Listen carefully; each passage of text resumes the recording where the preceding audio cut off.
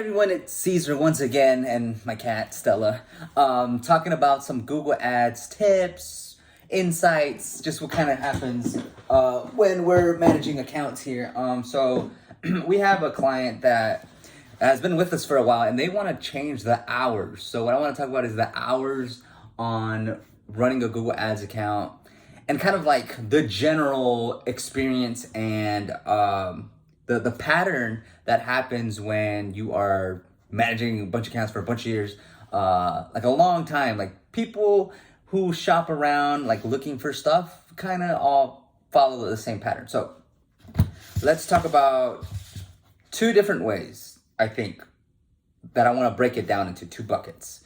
So the first bucket for your hours, generally what people or businesses want to start off with is business hours. So if it's a business that works Monday through Friday, 8 a.m. to 5 p.m., generally they'll want to keep that schedule for their ads. So anytime for someone to find that business, they have to literally look between 8 a.m. and 5 p.m. or else their ads won't show.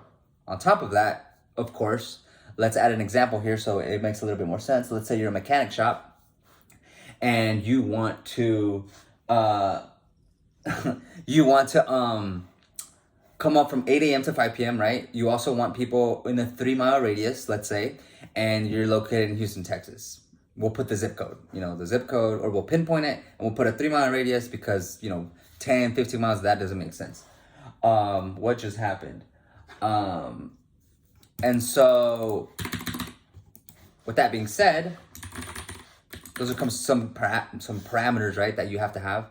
So now we're just talking about, and then of course the keywords you want to come up for. Let's just say car repair, car mechanic near me, car repair in Houston, something along those lines. That's a general campaign, right?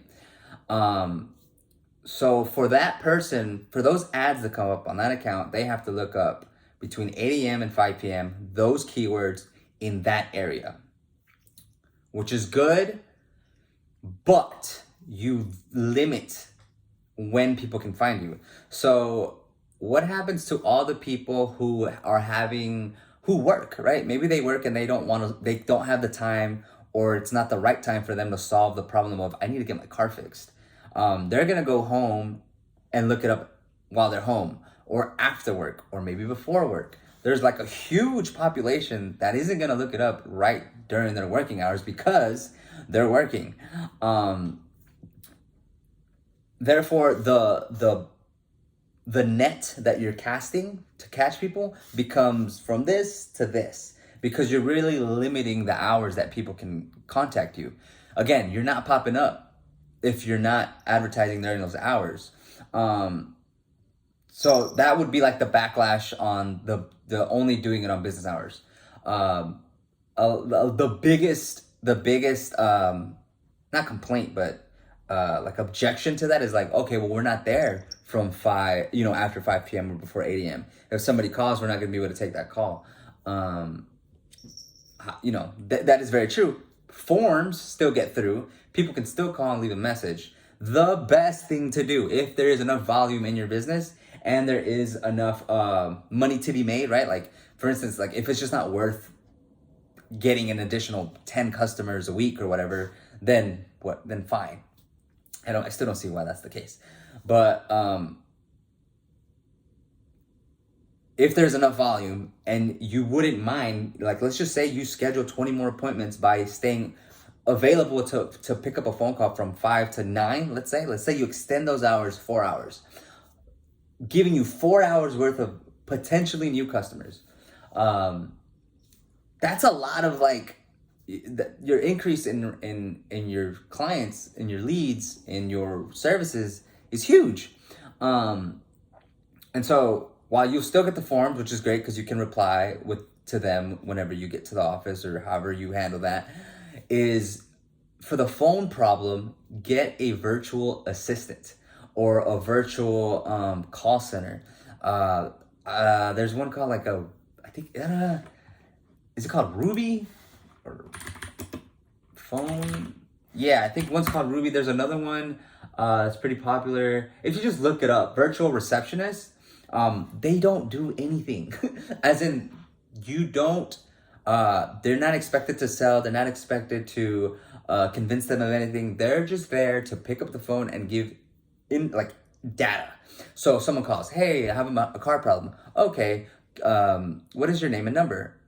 And someone will call you back first thing in the morning. That's it. By the act of someone being able to pick up and tell you someone will call you back, your level of the probability of them become a customer is way higher versus A, they never see your ad, B, they call and no one picks up. So you want to do this. And the thing about it is I've seen many companies do that.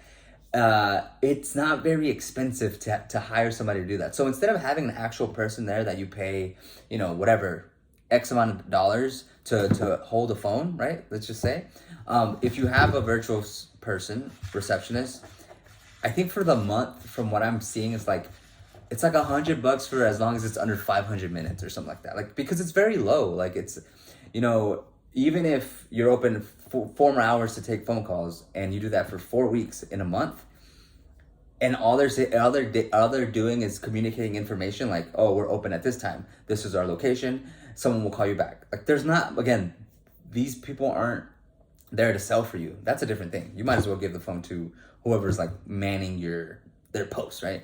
But this service is literally for them just to be there and to kind of lead them to the next step.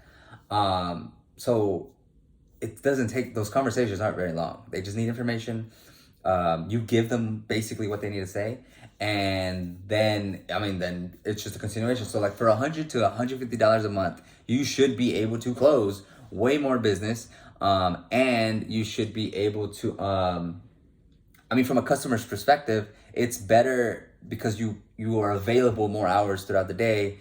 And it's just more like, it's just, you're not limiting the time, because again, people work when you work. So imagine you between 8 and 5 contacting someone else for something like that's not, it's not the easiest sometimes.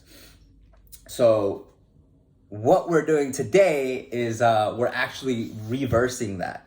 So when we came in and we spoke about how the hours should be, people want to test stuff, which is 100% fine. But as far as hours go, if possible, you want to extend the hours a little bit later and a little bit earlier. You want to have, even if an answer machine's fine, but you won't, you really limit who gets to reach you by not extending those hours. And you got to test them, right? Test both. That's the best answer for honestly anything related to like running advertising. But just an insight to some things we've experienced. Please like the video if you can, or wherever this platform is at. And peace out.